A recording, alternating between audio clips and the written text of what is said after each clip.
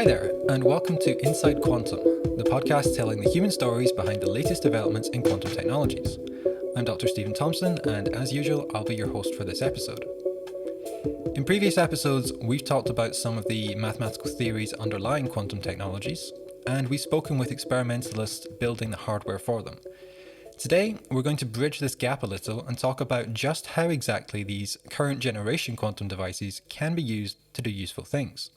In particular, we're going to dig into the types of algorithms that can be run on these devices, what they're good for, and how these are developed. It's a great pleasure to be joined today by Ieva Čepaitė, a PhD student at the University of Strathclyde and also a writer for Physics World. Ieva, thank you so much for joining us here today. Thank you for having me. So before we get too far into the details then of near-term quantum computing, let's talk a little bit about your journey to this point. And let's go right back to the beginning. What first got you interested in quantum physics? Well, I can't really remember what the exact point was. I believe I read an article online about quantum computers sometime midway through my undergrad, and I had no clue what these things were, and I had only just begun learning quantum mechanics, and I got absolutely fascinated because I was doing a joint degree in computer science and in physics. And I found out that there was one research group in the computer science department at my university, at the University of Edinburgh, that was working on this kind of stuff. And I started emailing the head of this research group, Elham Kashefi. I think I emailed her about 5 or 6 times before she replied, because she's usually very busy. And she said, yeah, if you're very interested, you can come along to the group meetings. And ever since then, I've kind of followed along and decided to invest my time in this topic because it's just so interesting. That's amazing. That's a very proactive way to have started as well, particularly as an undergrad, to reach out to a research group to identify what you want to do and who's doing that, and then make it happen. It's a condensed version. I think I emailed a bunch of people from whatever emails I found online, and no one replied because I imagine, again, they're very busy. So, but yes, that's ultimately how I got into it. So when is it that you decided you wanted to continue with this? Did you know straight away that quantum computing is something that you might want to work on longer term, or was it over the course of working with this research group that you thought, hey, this is quite interesting, maybe it's worth looking into further? Yeah, I think what attracted me to it is that it did seem to be a field that was growing. At the time when I got interested in it was 2016 or 2017.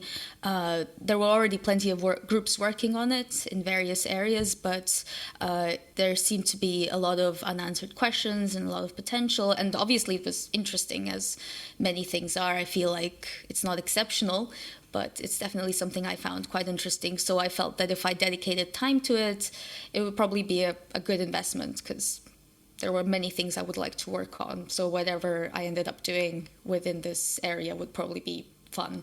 Yeah. What was it about quantum computing that first attracted your attention? What was it that seemed so particularly interesting for you?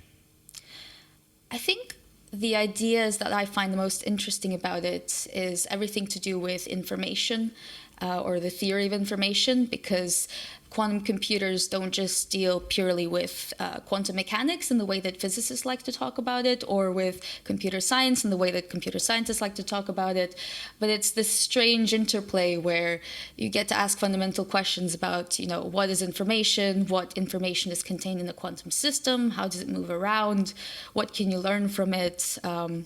So these are very deep questions, and I feel like the more you understand about the intersection of computing and quantum mechanics, the more you can probe these sort of questions. And that was primarily, I think, that this sort of deep draw that I felt to the topic. Yeah. I think that's becoming a running theme in some of our episodes. In fact, this idea that information as a concept runs much deeper than just computing as an application. That maybe, okay, computers, sure, they store information, they do things with information, but maybe information exists outside of computers and can be used to answer these bigger and bigger questions. And that's I'm hearing a lot of that actually from guests and also from people that I work with, that this viewpoint seems to be expanding and growing and finding even more interesting applications. Yeah, I think every single field that has looked into quantum computing, so when I say field, maybe discipline is what I mean. Whether you're a pure mathematician or a philosopher or a physicist or a computer scientist, the more you understand what a quantum computer does or attempts to do, the more likely you are to get insights into your own research, I think. So it's really something that, it's a gift that keeps on giving in some way. That's a nice way to look at it. So if you hadn't gone into quantum computing then, what else do you think you might have done instead? I honestly don't know. I've been doing it for so long. I think I decided to do quantum computing quite early on in my career, long before I had to decide on anything else. So I don't know. Probably computer science of some sort. Potentially even, I'm not going to say machine learning, not in the practical way, but maybe a more mathematical approaches to machine learning. Because again, it's this theory of information focused kind of thing. So, yeah. Yeah. Some common themes in there, I guess, between the machine learning community and the quantum computing community. Yeah, I don't quite like, so I'll be honest, I don't quite like a lot of what happens in machine learning or even in quantum machine learning these days, because a lot of it is focused on very incremental research, very small sort of practical things that don't lead to a deeper understanding of what these algorithms actually do or what machine learning is. I think those are fine, but this is not what I'm interested in. I think it would be, what I would like to work on more if I had the chance would be to understand sort of a more abstract, larger scale, to develop a larger scale understanding of what it means for a quantum system to learn, or what it means for a machine to learn, and so on and so forth. So, I mean, those sound like very, very big questions. Yes, yeah, they are. So what would you say is the biggest challenge in your field at the moment? Let's say kind of near term, 5 to 10 years, that kind of timescale. The honest answer as usual is I am someone who works on theory. I do not build quantum computers. I have never been an experimentalist. So despite that, I'll admit that the most important thing is to actually build a quantum computer. So I will rely on the people who are the actual engineers working on these things, whether it's ion traps, superconducting qubits, or whatever other technologies out there, cold atoms. So that was always been, I think, the biggest challenge. It remains the biggest challenge. I think that the theoretical side, both the people developing quantum algorithms and the people developing physics for quantum computers, are far ahead of what we can actually do in practice. And so it remains to be seen how useful these theoretical ponderings are, given that we can't test many of them yet. Yeah. So the theorists are still waiting for the experimenters to catch up. Yes. Luckily, it seems like the experiments are getting better over time, but it's still taking quite a lot of time. So we need to be patient. So can you tell us a little bit about what it is that you work on and where your work fits into this kind of big picture goal of building and using quantum computers? Yes, so the stuff I'm working on in my PhD right now is quite practical. I've done some work on what is called adiabatic quantum computation. So this is a way of solving optimization problems on quantum computers, and we were coming up with ways how to make these things more practically implementable, how to speed them up so that you can deal with problems that arise when these things are run too slowly, which is your qubits decohere, they lose information. So things like this. I'm also working on very sort of high-level theoretical ways to speed up, for example, measurements in cold atom quantum computers. So that's very specific, very applied to a particular quantum technology, but it's still something that's geared towards quantum computation, or at least some form of quantum simulation at the end of the day. Stuff I've done before is quite different. It was more on the computer science side rather than the physics side, but it's generally geared towards making quantum computers more practically approachable and available. So it sounds like you've done quite a wide range of different things so far. Yes. When I first started out in Edinburgh, I was working on things to do with quantum cryptography. The group I was working with was quite into quantum verification protocols and things like that. So these are very highly theoretical computer science type things that people worry about. And during my PhD now, I've started working more on the physics side, but still very much theoretical problems. Yes. So your latest work there touches on the challenges of getting something useful out of a quantum computer. People like to say the current era of quantum computing is called the noisy intermediate scale quantum, the NISQ era. Can you tell us a little bit about what that means and why it's so important to do the type of work that you're doing? What kind of challenges does this work overcome? Yeah, so NISQ is an interesting term. It's something that implies that we can't yet do very large-scale quantum computations, which some people assume is required to actually show any sort of advantage in using quantum computers over classical machines. So NISQ is a bit of a contentious term. However, at the same time, there is potential given the size of the systems in NISQ. So NISQ means, like, as you said, noisy intermediate scale. And what that means is that we have enough qubits that presumably if they all work well enough, we can already show some advantage over classical machines, but that's with the assumption that they work well enough, and it's a big assumption. So I would say that my work is, I wouldn't say independent of whether we have NISQ or not. It should be useful regardless. But what many people are attempting to do now, with relation to what I said about engineering and experiments not quite being there yet in terms of giving us big enough or powerful enough quantum computers, is how do we exploit the technologies that we do have? These technologies that are what we call NISQ, that are sort of a bit small but potentially big enough to do something interesting. How do you mitigate the problems that come with not having what we call error correction, not having large enough quantum computers to have them work properly, to have them do really, really big problems? How do we exploit things that are technically too small, but perhaps not? When I think about my work, it relates to this idea of quantum simulation, which maybe we'll talk about a bit in a second, wherein we try to bypass quantum algorithms or things that people develop to be run, let's say, on any quantum computer, if it has the right operations, if it can do this operation, that operation.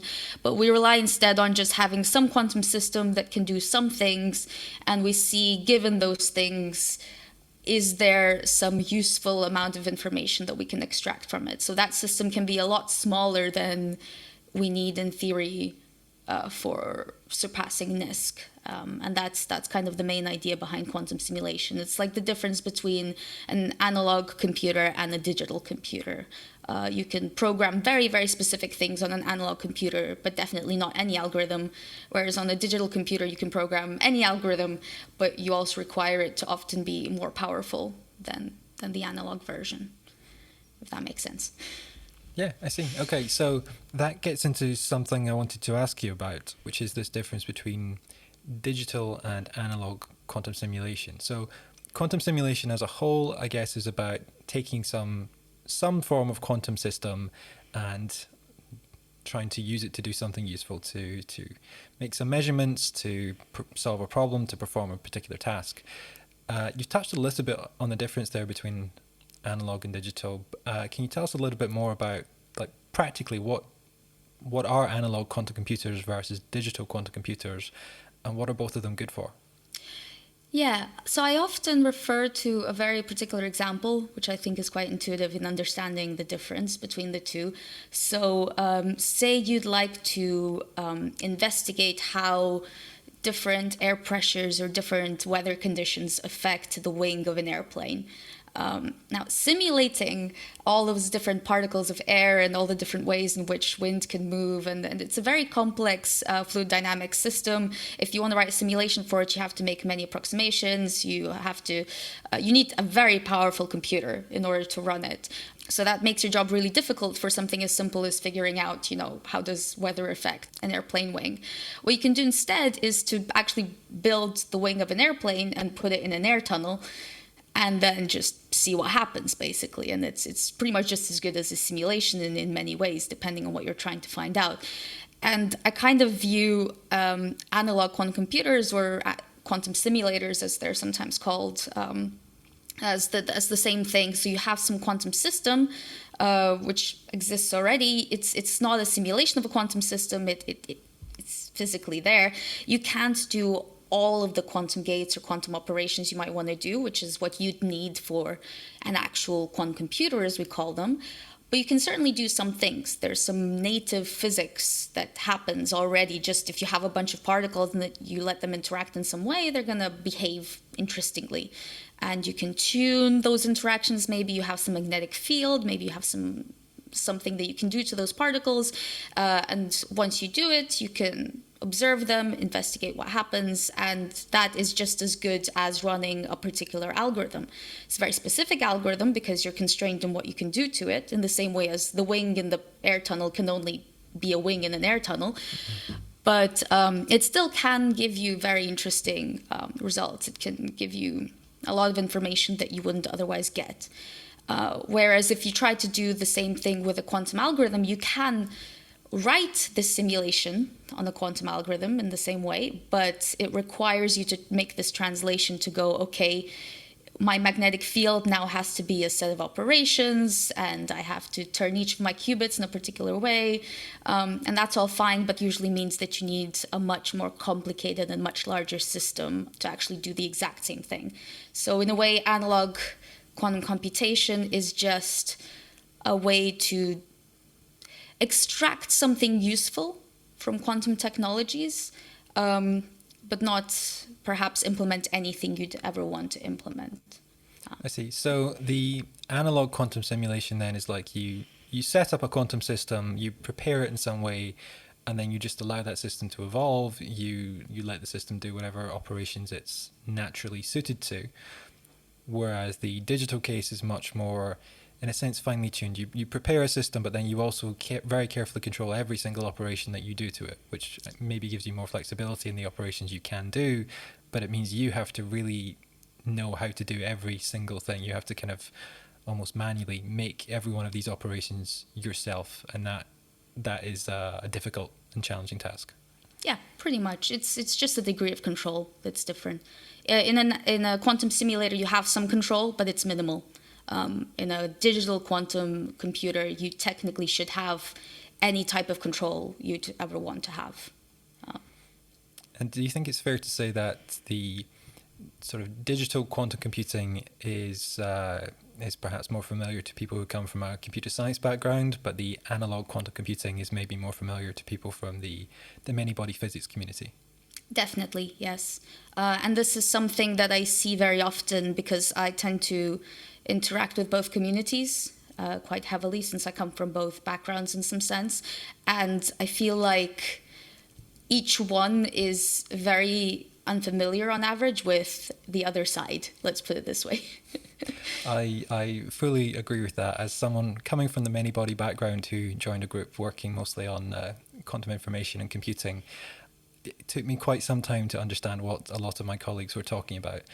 To any listeners who have a background in many-body theory, you'll know that there's an object called the Hamiltonian that is kind of the core of a lot of what we do in many-body quantum physics, and this doesn't exist in digital quantum computers, and this kind of blew my mind.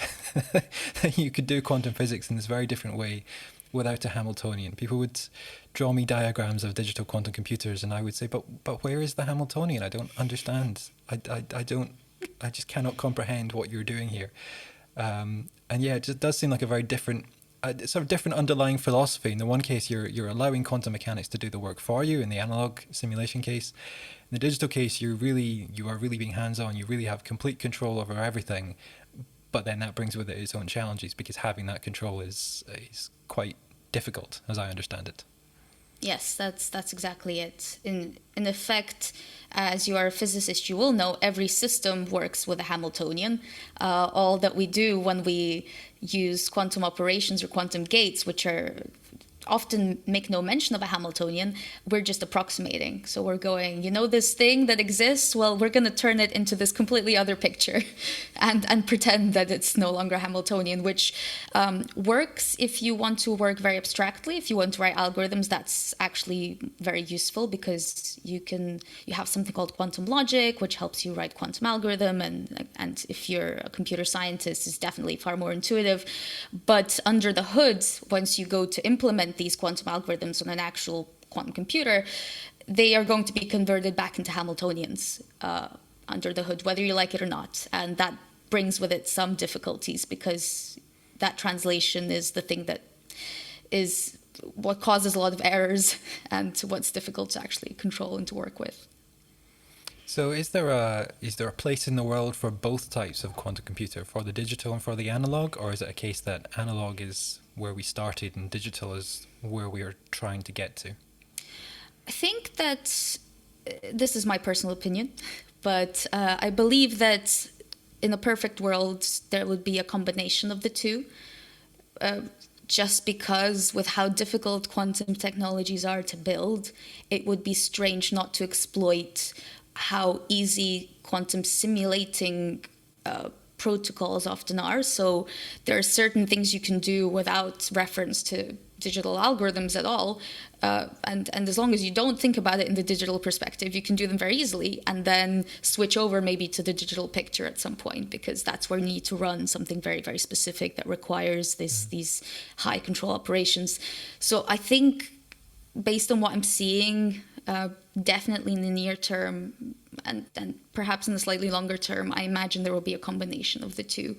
And you're going to need expertise from both fields to kind of come together and make it work. Can these different types of quantum computing, can they be run on the same architectures, or would you have to have a digital quantum computer sitting in one corner of the room and an analog one in the other corner of the room? They can definitely run on the same system. Like I said, everything is a Hamiltonian under the hood. So technically everything is a simulator, first and foremost. And then on top of that, we impose structure and we go, well, if you do this Hamiltonian, that translates to this logic quantum gate. And so you can bypass calling it a logic quantum gate and just be, this is that Hamiltonian. So you can definitely do both on the same device. I think what's far more interesting and what's already happening, as far as I've seen, is that you connect different types of physical systems in order to allow for a more interesting or easier quantum computation. So it's a giant play box. You can do whatever you want, basically. Nice. So then, of the work that you've done so far in this type of field, in this type of area, what are you most proud of so far in your career? That's a difficult question. I think regardless of actual papers or output, research output, I'm quite happy with having a really good overview, I think, of the entire research community. As in, I have had interest in, as I've said, computer science and now many-body physics, and I'm slowly heading more into pure math, which we'll see where that goes. But being able to run around and then sort of slide between all of these different perspectives has been very helpful in identifying exactly where each one is maybe missing something, or what could be exploited from each perspective. As an example, I think that the algorithms community definitely could be looking a lot more at Hamiltonians and at the native physics of the devices they're working with.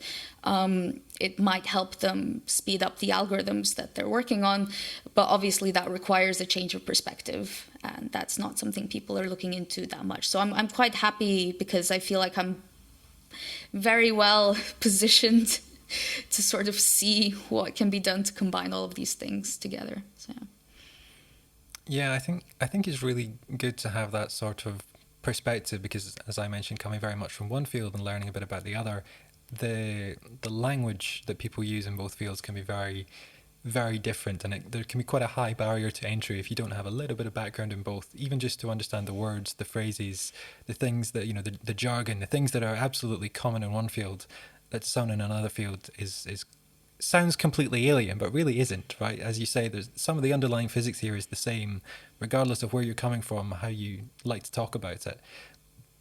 But there does feel like there's a bit of a barrier sometimes between the different communities, and it can be hard for someone from one community to really understand what the other one is talking about, even if the physics would really interest them if only they could understand it.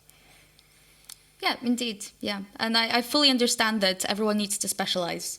I don't think it's fair to expect every person working in the field to know everything about everything. But at the same time, there is a lot of space left at the intersections, I think, to play around with. Okay. Well, then, talking about communicating between different parts of the field, then, let's take the concept of communication a little bit wider. You're also a writer for Physics World. How did that come about? Yeah, so that was not a very interesting story. I got sent an email saying, hey, Physics World is thinking of starting this student contributor network where, if you sign up, you get to write articles, and obviously you don't get paid or anything, but it's nice, you get some practice, you get to read cool papers, and obviously your work is out there. So that's pretty nice. And I wrote in. I'd already been doing writing and science communication a bit in undergrad, so they were quite happy to have me. And I believe I was part of the first cohort. It's now been almost 2 years, maybe I'm lying, of this quantum side of the Physics World Student Contributor Network. And I think they've been doing quite well. So how does it work? Do you volunteer to write about papers that you find particularly interesting, or do they assign you with papers and ask you to write about them? Yeah, so there are generally papers that are sort of advertised as being potentially interesting to write about, and there's quite a few of those coming out all the time. So as long as they're published and peer-reviewed, you can basically raise your hand and go, I find this interesting, I'd like to write about this, and then you have some time to write about it. You can also suggest your own, of course, and as long as the editors agree with you, then you're quite free to write about anything you want to write about. And do the editors sort of work with you and provide you with some training and some feedback through this process?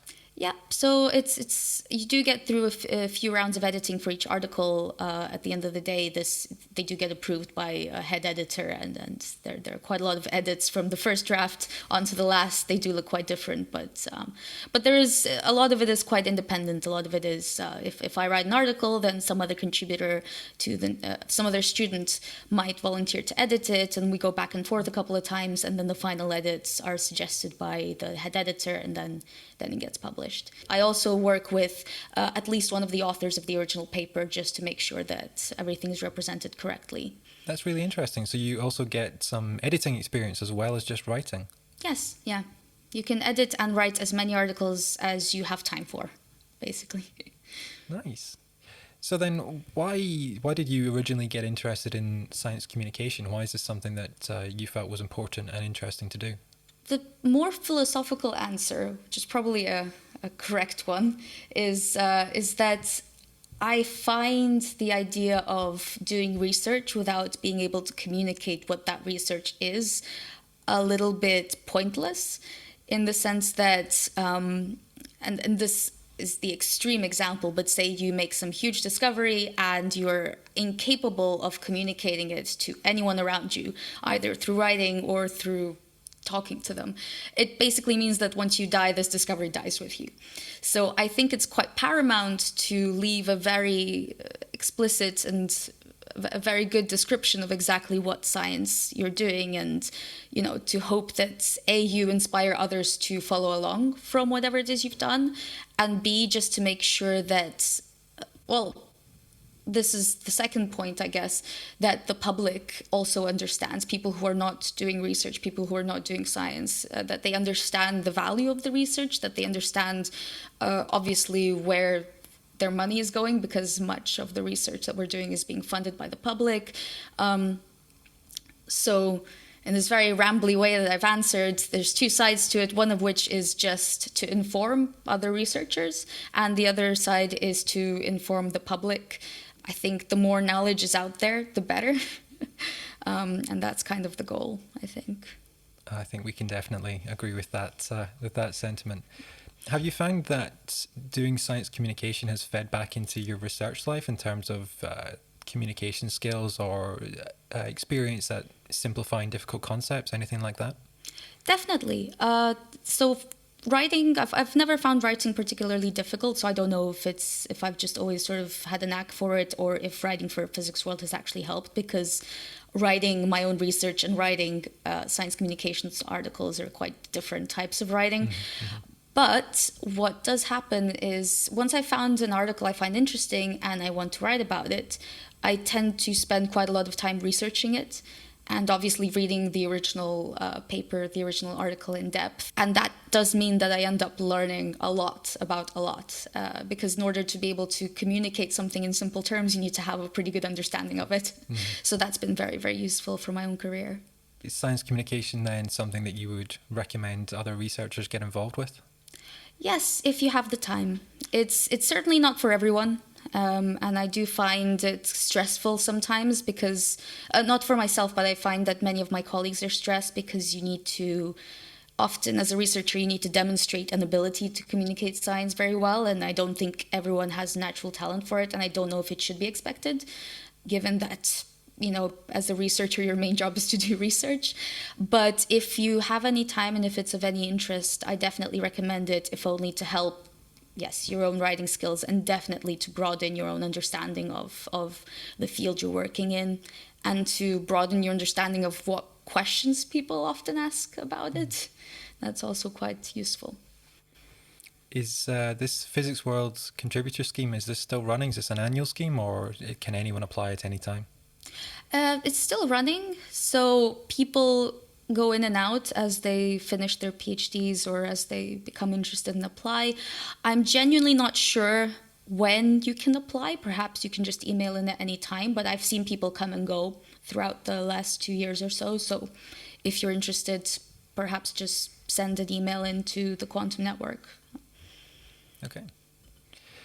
So there's one question that I like to ask every guest on this show, and I ask this to everyone regardless of their gender identity, and that's that physics has historically been a very male-dominated research field, a research field dominated mostly by white cisgender men, in fact. And you're very early in your career at this point, so I guess I have a sort of two-pronged question here. One is that over the years that you've been in the field, have you seen any evidence that things are evolving and changing for the better? And secondly, as a relatively early career researcher, do you look at the field and see that it is welcoming to people who are not just white cisgender men? Yes, so my experience has been pretty normal, I'd say. I've not had any a sense that I'm not welcome, or that my gender has anything to do with my abilities, perhaps in science or anything like that. At the same time, it is true that the less examples of people like you see in higher positions, the more difficult it is mentally, I think, to convince yourself that you belong there. So it's a very difficult topic to broach in general, because there's so many complex things that go into it. I feel like, obviously, the fact that STEM is dominated by white cisgender men on average is a historical artifact, and we're not that far from the age where no one but men was allowed into, say, physics, that I would expect, a massive change to be visible, but there is a change. There's obviously been an increase of women in physics, and there's definitely been an increase of people from various backgrounds and from various races. Whether or not this will persist and how long it will take for this change to become more visible, I really don't know. It does seem like some people still have a harder time than me, and it depends on what environment they've landed in. I do think at least a part of it, and this is important to mention, is not down to, let's say, higher education as much as it is down to the influences you feel growing up from very little up to, when it comes time to make the decisions whether you want to do, let's say, a physics PhD. And those factors are much harder to control no matter what you do. So It's an interesting topic. It's one that probably requires many hours of discussion and investigation. But if I were to conclude, I'd say it is getting better. It's hard to say how quickly or whether this will continue necessarily, although I think it will. And I think I would encourage people within groups, if they have anyone from a minority there, part of the group, for example, if you are a guy in a physics PhD and there's one girl in your group, to kind of perhaps be aware if there is any sort of, if the environment feels maybe unwelcoming in any way to people who are different, because these very small things do tend to contribute, in my experience, little comments and behaviors. But other than that, nothing much to add. Well, I think that is probably good advice for everyone in the field, just to be aware of the environment that you're in, the environment you might be involved in creating, and try to make that better for everyone. I think that's a piece of advice that anyone can take forward that will improve the entire field for everybody in it. Yes, yeah. I feel like I wish I could say more, but I also don't want to start on a tirade. So this is probably, I'm very happy with this answer for now. Well, one final question to wrap up then, I think. If you could go back in time and give yourself just one piece of advice, what would it be? This one's very specific to me, but maybe others will find it useful, which is to do a lot more mathematical physics. I definitely wish I'd done more pure math, not because I want to be a mathematician, but because I feel like it has helped me. Every time I've tried to get into a topic I never understood before, with the fresh perspective of, looking at it more from mathematical physics side or just from a very rigorous mathematical side, it's helped me get there a lot faster and a lot more easily. Mm-hmm. So perhaps this is just the kind of person I am, but I feel like it's very useful if you want to become a physicist and to sort of look at the math a lot more carefully. I think it makes things easier down the line. I suspect there might be a lot of mathematicians out there who would agree with you that physicists need to learn more maths. I mean, are they wrong? No, I wouldn't say they're wrong. They are very different disciplines, and there is a reason they're different disciplines. That physicists are not mathematicians, but I do feel like for many, especially theorists, maybe I should stress for theorists, I think the math becomes more and more useful the further down your career you go. So push it a little more earlier on so it hurts less later. I think that is also good advice. Okay, then I think we will leave it there for today. So if our audience wants to learn a little bit more about you and what you do, where can they find you on the internet? So I am quite active on Twitter, if you'd like to find me. It's a funny name. It's the word hyper. Hyperbo, as in hyperbole, except hyperbo, and then my name Ieva, I-E-V-A. I've spelled it out. If anyone manages to find me, good luck. That's probably the best way to see what I'm up to, and all other links are in the profile. All right, perfect. We will make sure to include a link to your Twitter profile on our website and anywhere else we put the transcript for this episode. Thank you very much, Ieva Čepaitė, for your time today. Thank you very much, Stephen. Thank you also to the Unitary Fund for supporting this podcast. If you've enjoyed today's episode, please consider liking, sharing and subscribing wherever you like to listen to your podcasts. It really helps us to get our guest stories out to as wide an audience as possible. I hope you'll join us again for our next episode, and until then, this has been insideQuantum. I've been Dr. Stephen Thompson, and thank you very much for listening. Goodbye.